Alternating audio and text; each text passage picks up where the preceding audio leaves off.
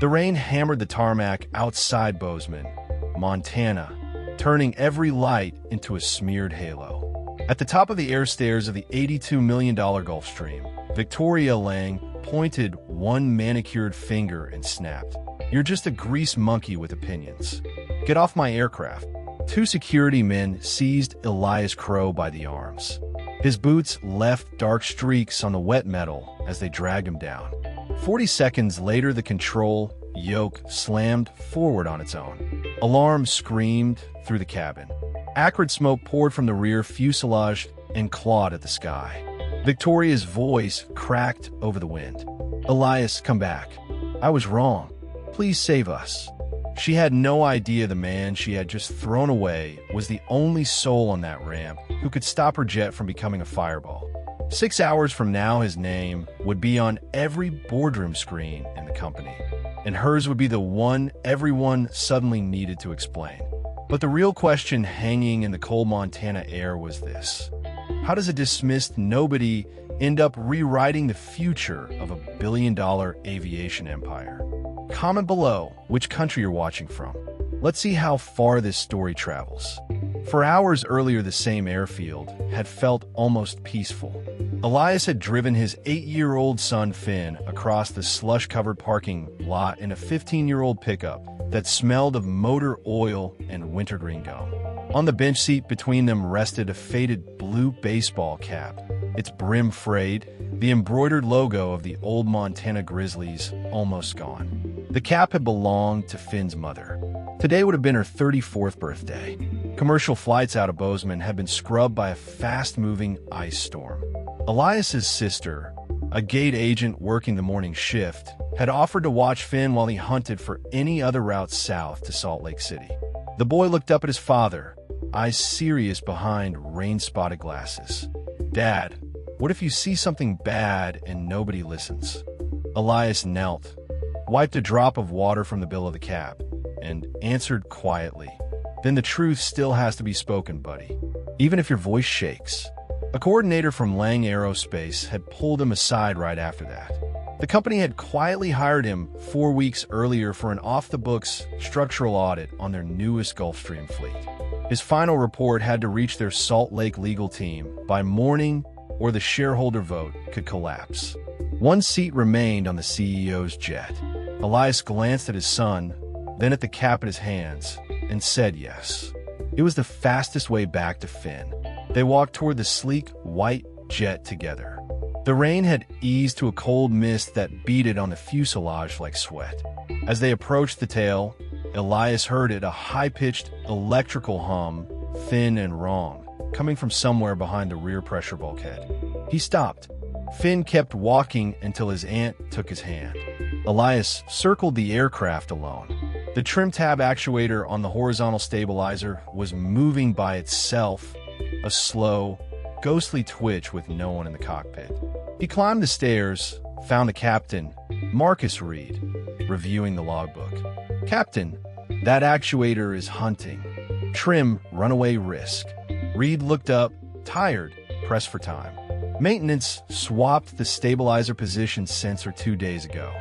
$41,000. They were supposed to run the 4-hour calibration, but the CEO's schedule." Elias didn't wait for the rest.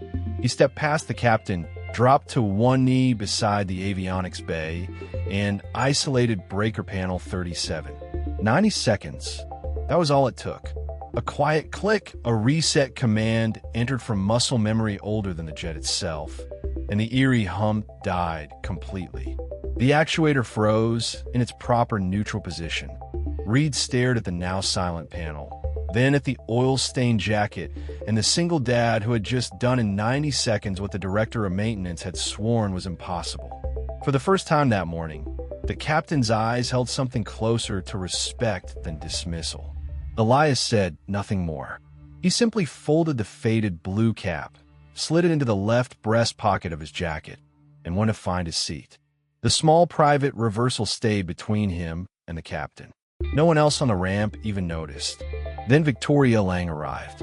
Her charcoal Brioni suit was cut razor-sharp against the gray morning.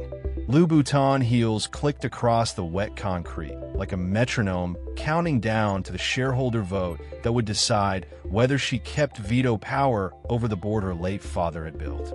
On her wrist, the $68,000 Patek Philippe caught every airport light.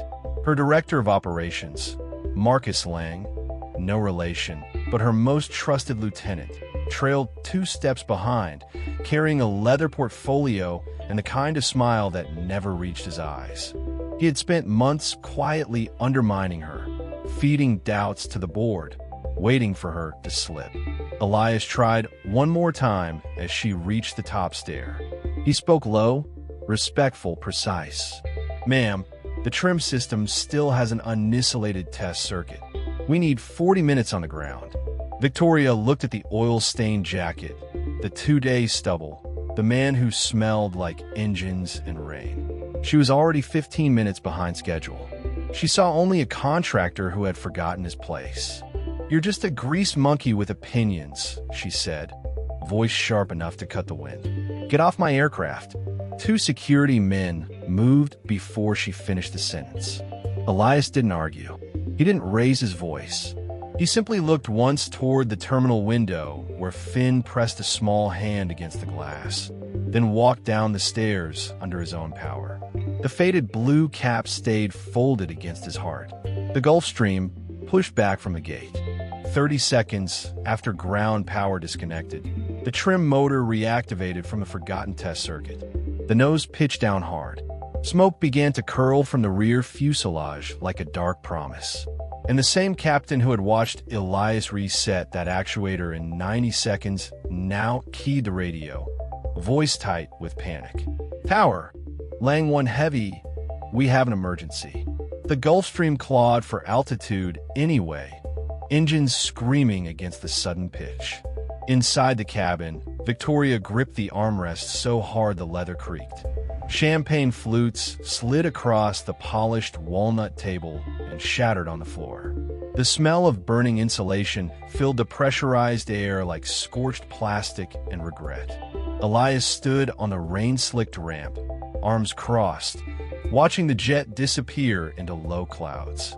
Finn's small handprint still fogged the terminal glass behind him.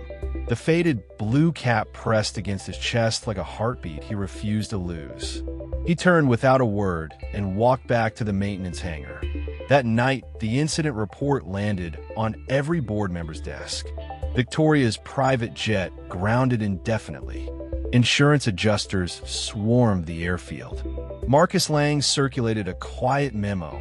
Pilot error, possible maintenance oversight. The shareholder vote was moved up 3 weeks. Elias spent those weeks in the shadows. He showed up at 4:17 a.m. each morning, thermos of black coffee in one hand, toolbox in the other. He never spoke above a murmur. But the older mechanics started noticing things. The way he could diagnose a fuel control unit by sound alone. The call sign stenciled on the inside of his jacket collar that no one had seen in 12 years. Spectre. One dawn, Hangar Chief Raoul found him alone under the wing of a retired 737. Elias had the entire trim actuator assembly laid out on a clean tarp like an operating table. His hands moved with muscle memory older than most of the jets on the ramp. Raoul cleared his throat. "You weren't always turning wrenches for $12 an hour, were you?" Elias wiped grease from his knuckles. "I've turned wrenches for a lot longer than that." He offered nothing else. The faded blue cap lay folded on the workbench beside a half-eaten sandwich Finn had packed that morning. Peanut butter and jelly, crust cut off.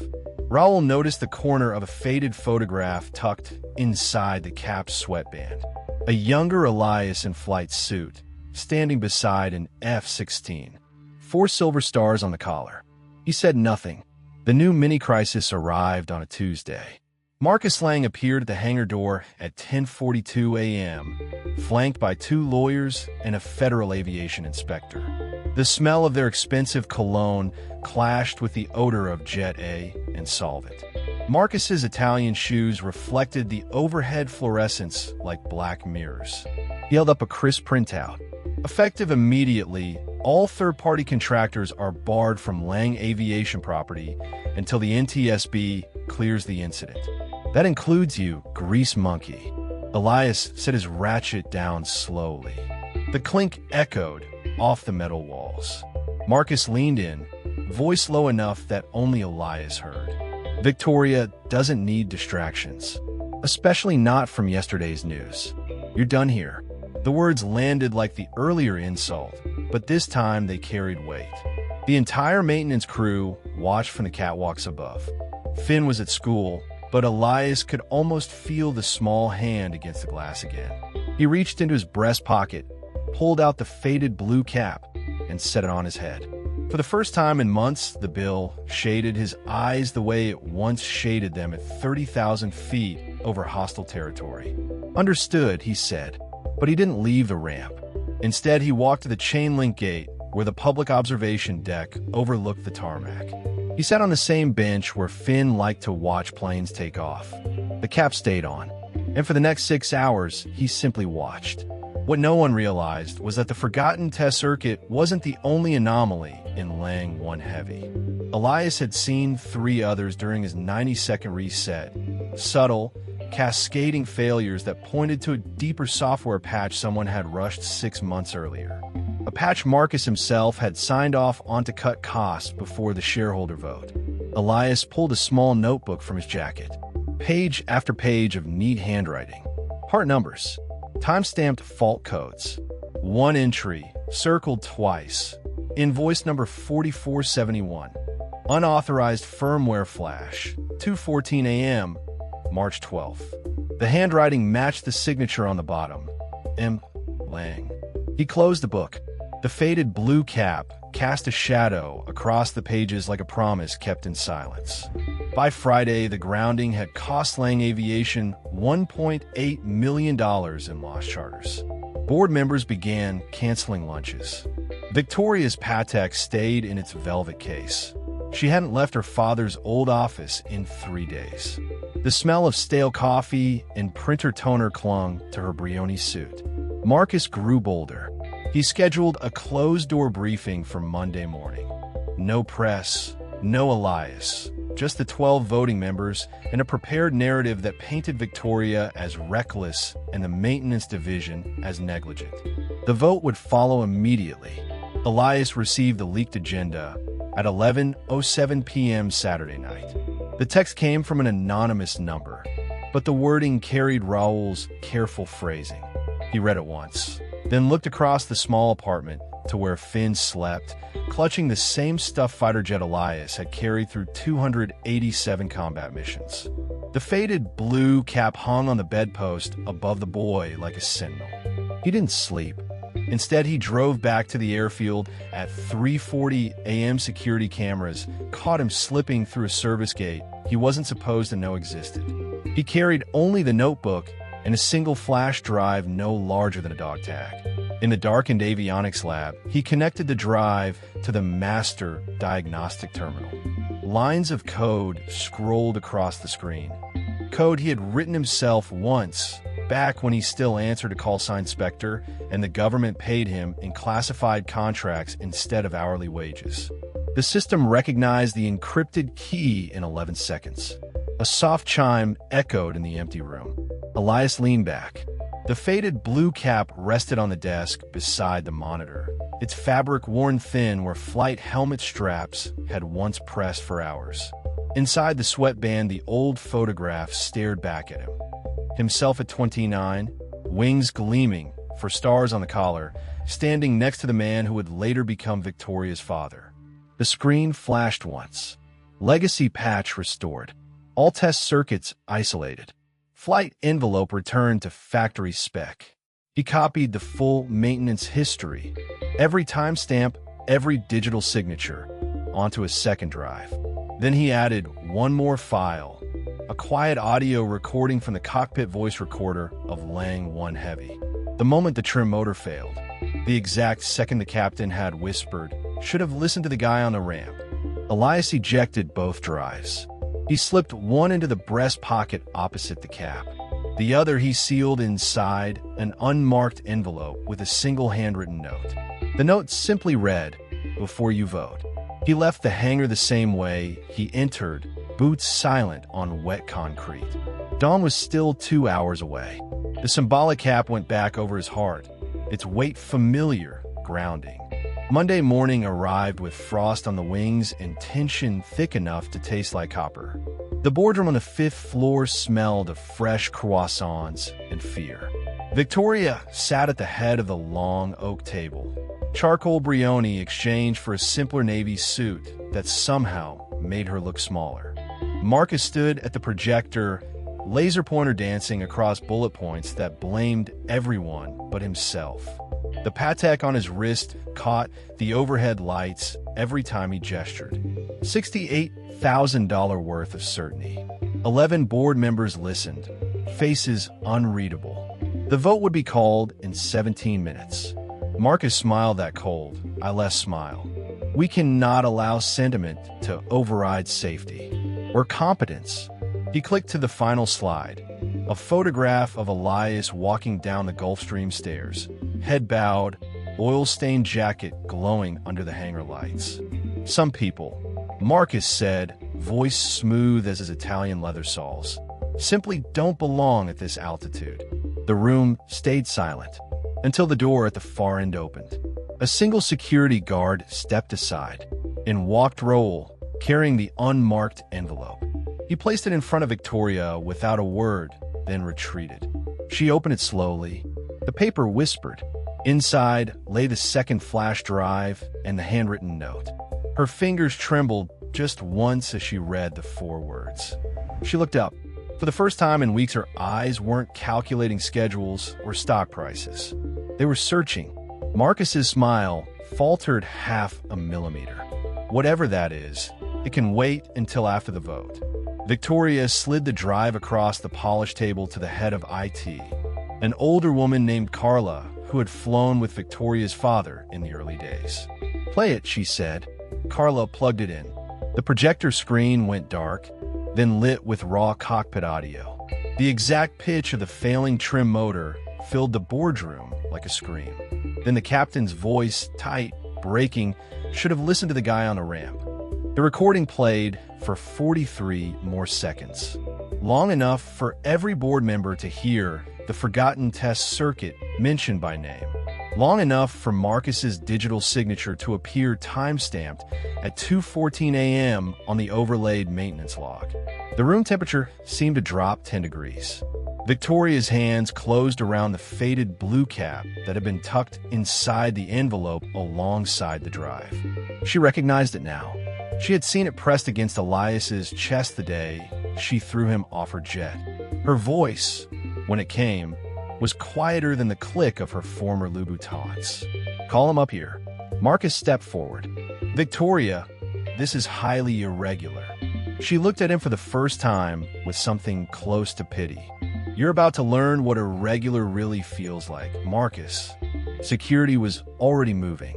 Elias had been waiting in the corridor since 7:58 a.m. He still wore the oil-stained jacket. The faded blue cap was back in his left breast pocket, folded neatly, its weight a reminder of every altitude he had ever earned the hard way. When the boardroom doors opened, he walked in without flourish. Finn's peanut butter sandwich from 3 mornings earlier still left a faint sweet smell on the fabric. No one spoke as he crossed the carpet. Victoria stood. The Patek on her wrist suddenly looked heavy. She held out the cap.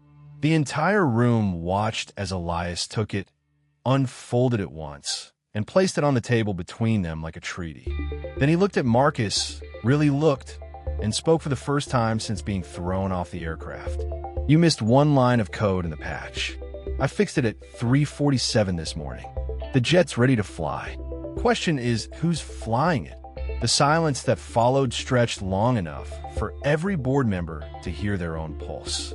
Victoria's eyes flicked from the cap to the man who once carried 4 stars and now carried her son's lunch in his pocket. She turned to the board and called for the shareholder vote immediately. The motion to strip her of veto power failed by a margin of 10-2. Marcus Lang was escorted from the building that same hour, his quiet campaign of sabotage exposed in full. Elias Crow's name appeared on every boardroom screen as the new director of Fleet Integrity. The faded blue cap stayed folded in his breast pocket, a quiet reminder that the truth still has to be spoken, even if your voice shakes. Victoria kept her place at the head of the table, wiser now, and the billion-dollar aviation empire flew forward on a restored legacy, its future rewritten not by power or money, but by the dismissed nobody who refused to stay dismissed.